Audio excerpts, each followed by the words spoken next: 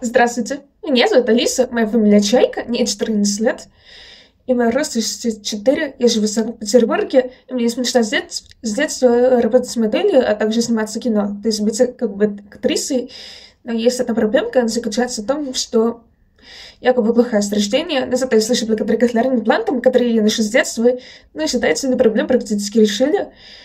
Я, конечно, все хорошо слышу вокруг, все, что происходит, но единственная проблема в том, что все естественно всегда лучше. Как бы мой слух немножко особенный.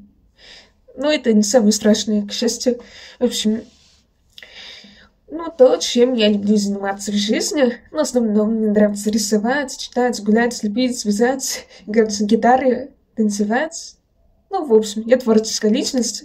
И мне еще нравится смотреть фильмы, особенно всякую фантастику, ну и комедии, что такое.